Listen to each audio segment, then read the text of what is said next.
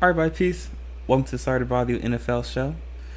Wherever or however you're listening, we're so grateful to have you with us. As you guys know, I'm your host, Casuan Cottle, and listen, we're gonna keep it really quick and really efficient today. All right, so we're gonna talk about two topics. Right, we're gonna be discussing the Ravens and the Eagles. Right, so we're gonna be discussing all that and what we see from their most recent matches against the Seahawks and the Cowboys, respectively, and what that means for each team, where they ranked at, what do we see for them moving forward for the season.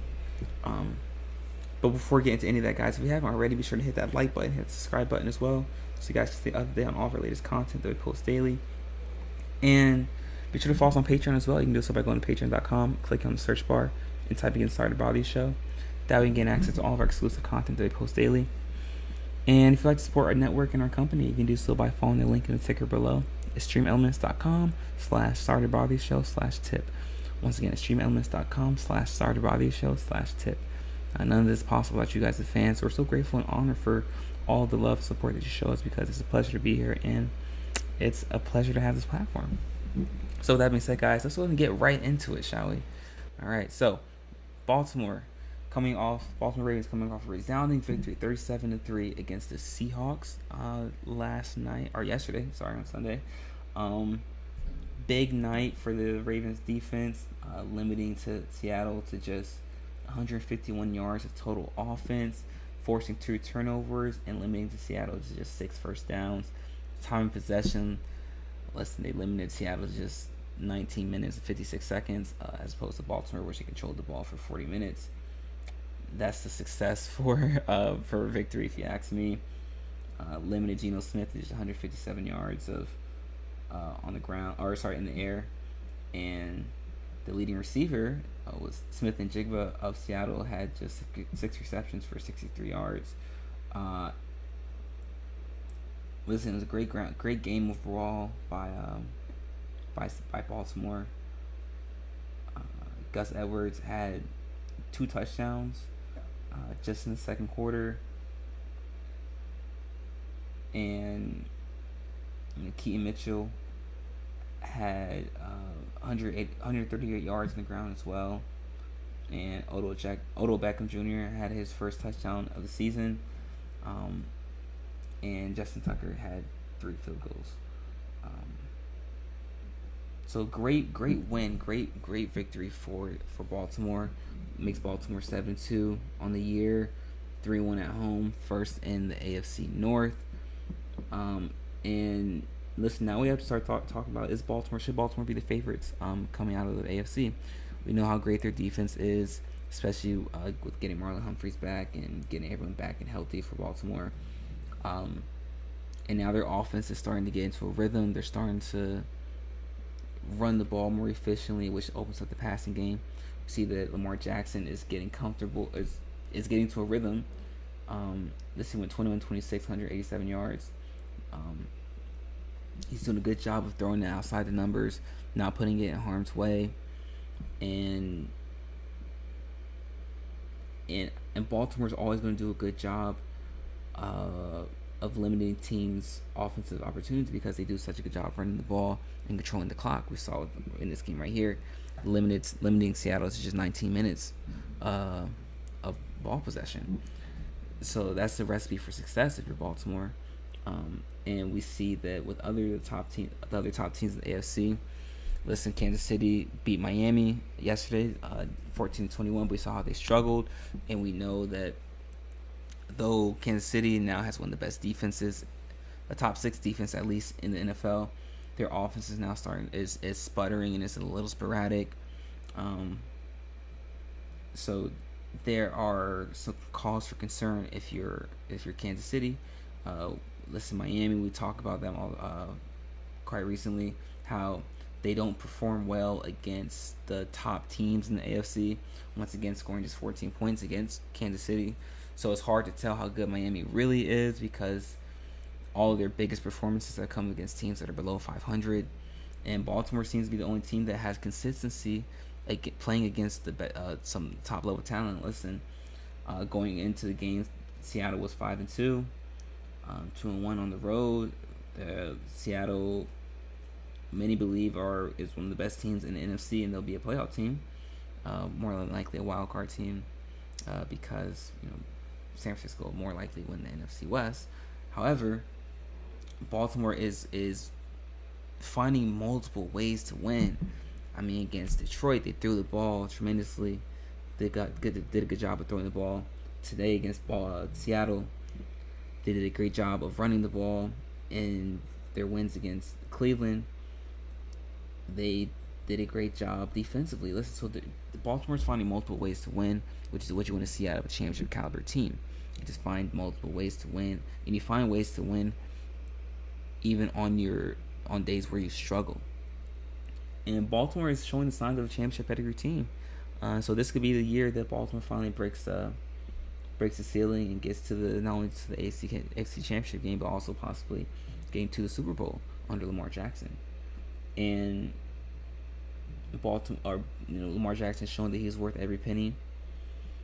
And you have to make the argument now that Lamar Jackson is the MVP candidate, and he's your leading MVP candidate, especially the way Patrick Mahomes played yesterday. So, based off of what I saw yesterday, not only do I have Baltimore as the favorites to win the AFC now, but I also have Lamar Jackson as my favorite to be the MVP for the season.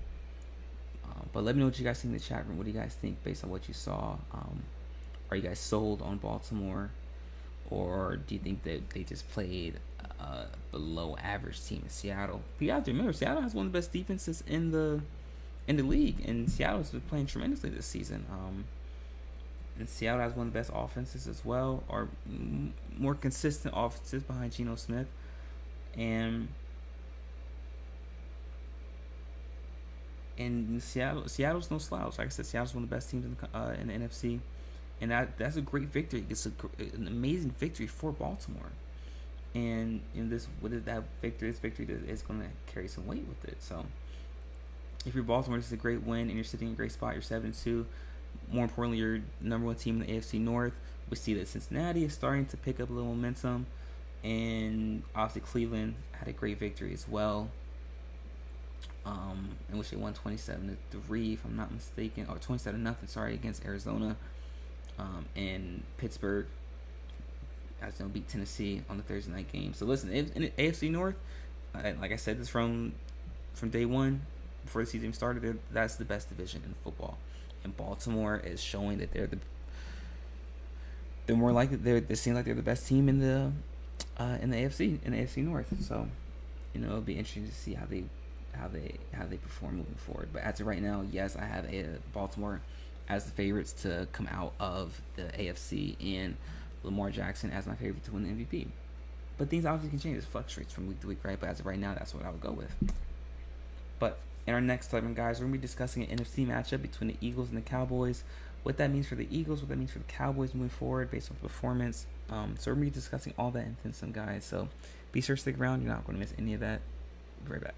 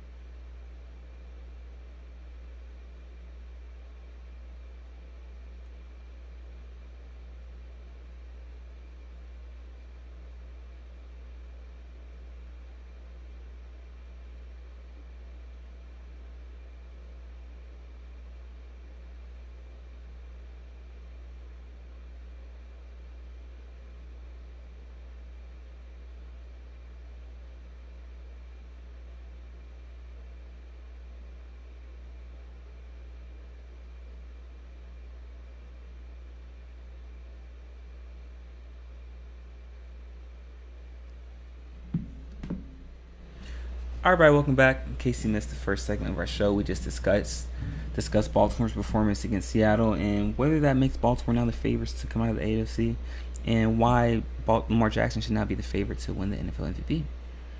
And in this segment, guys, we're going to be discussing the NFC East matchup between the Eagles and the Cowboys from the Sunday Night Football game. and what that means for each team moving forward. So, as you guys know, the Eagles defeated the Cowboys yesterday by a score of 28 to 23, led by Jalen Hurts, who had 207 yards of passing and 2 touchdowns. The Cowboys had an opportunity to win the game at the end, however, failed to score on the final possession of the game, and allowed the Eagles to get the victory. Listen, we know that Philadelphia is obviously 8-1 on the season, but they haven't looked themselves. They haven't looked as their record suggests. The defensively, they have lapses. Offensively, they just look inconsistent. We know that Devontae Smith scored as well, and AJ Brown scored as well. But there is some inconsistency in terms of the rhythm and the flow of that Philadelphia offense, and I still think that Jalen Hurts and the new offensive coordinator for Philadelphia are still getting a feel for each other. Still, it's only been half a season, so I still think they're trying to get a rhythm and feel for each other. But however, the offensive line looks like they struggle to pass protect at times, and we know that Jalen Hurts now has a knee injury. How will that affect them moving forward? I mean, this is a game that Dallas should have won. Watching the game, Dallas should have won this game, but however, Dallas just, like I said, failed to score in that final possession. So if you're Philadelphia, should you have cause for concern moving forward? You should be a little concerned because you guys have yet to hit your rhythm or find a flow, and you have these other teams now, and now you see that Dallas is capable of staying with Philadelphia. It's just a matter of them making the right decision, making the right plays as well. And if you're Philadelphia, you haven't seen a spark that says, okay, we can get things going, we're going to step in the right direction. I haven't seen that yet, and they've been plateauing for the past month. Philadelphia has, and moving forward, there is a cause for concern, especially if the health of Jalen Hurts doesn't improve, because we know that Hurts' ability to run the ball is a huge part of Philadelphia's offense, and if we take that away, it obviously takes away a huge component of Philadelphia's offense, what makes them successful. And if you're Dallas had opportunities, had an ample opportunity to win the game, but they didn't convert. They didn't do what they were supposed to do, especially on that final possession. And if you're Dallas, you have a little more optimism because you tell yourself, listen, we didn't perform particularly well.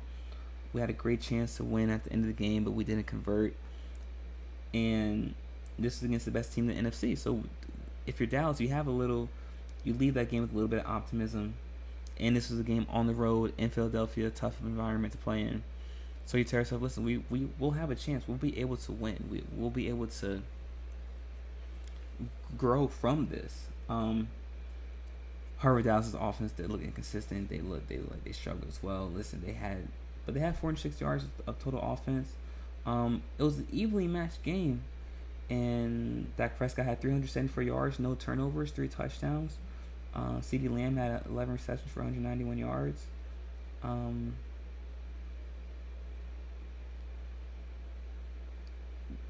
So if you're Dallas, you have a little more optimism than Philadelphia leaving this game. I think I was particularly impressed with what I saw from Dallas. I was not impressed with what I saw from Philadelphia. Moving forward, I have a little more cause for concern for Philadelphia than I do for Dallas.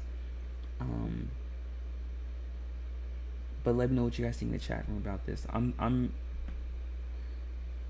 There's something amiss in Philadelphia. There's something wrong in Philadelphia right now, and things might start to get nothing off the field, but just they're gonna need to figure things out, especially offensively, moving forward. Because if they can't find to a rhythm, they can't build inconsistency, then they're gonna struggle against teams like San Francisco. Moving forward, but the good thing about both these teams is that, listen, the NFC isn't as deep as as the AFC. So we think about the best teams in the NFC. We think of Philadelphia. We think of San Francisco. Think of Dallas. You think of perhaps Detroit. But outside of that, you don't think of teams that have a legitimate chance of contending to come out of the NFC. So that's a little breath of levity if you're Philadelphia or even if you're Dallas. That listen, we're one of the best teams in the NFC, and this was us playing like this on our bad days. So that's a little silver lining for either of those teams. But moving forward, I do have cause for concern for Philadelphia, and I don't think they're as good as their 8-1 record shows. But let me know what you guys think in the chat room. I'd love to hear your guys' thoughts and opinions on it. But with that being said, guys, that's it for our show for today. Thank you so much for tuning in. If you haven't already, be sure to hit that like button, hit the subscribe button as well, so you guys can stay up to date on all of our latest content that we post daily. And be sure to follow us on Patreon as well. You can do so by going to patreon.com, clicking on the search bar, and typing in Sorry to Bother You Show. That way you can gain access to all of our exclusive content that we post daily. And if you'd like to support our network and our company, you can do so by following the link in the ticker below. It's streamelements.com/sorrytobotheryoushow/tip. Once again, it's streamelements.com/sorrytobotheryoushow/tip. We'll be back again same time tomorrow, guys, at 12 p.m. Eastern Standard Time with another edition of our show. Until then, continue to stay safe, be vigilant, make smart decisions, and peace.